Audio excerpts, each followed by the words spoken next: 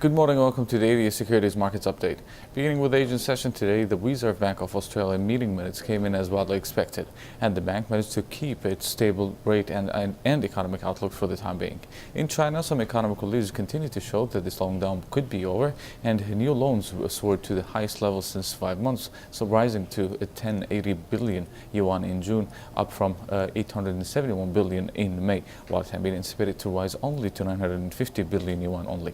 In Japan, the Bank of Japan also left the current policy unchanged as widely expected, and the bank also kept the inflation target toward 2%.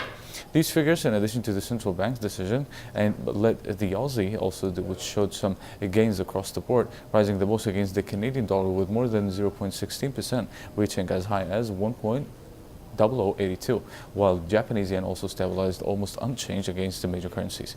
As for the European session today, there are also many key economic releases and events which likely to have a notable impact on the market. Beginning from the UK, the inflation figures will be released. The expectation points to a higher number today with 1.6% in June, up from 1.5% in May, while the core CPI may rise to 1.7, up from 1.6 during the same period.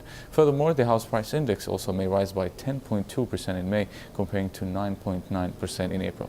In Germany and the Eurozone, the ZEW economic sentiment will be released. In Germany, the economic sentiment may decline further for the 6th month in a row, declining to 28.9 in July, down from 29.8 in May. However, the Eurozone ZEW economic sentiment may rise for the 2nd month in a row, rising to 62.3, up from 58.4 during the same period. Finally, the Bank of England Chairman Mark Carney will be speaking today at 9:30 GMT time.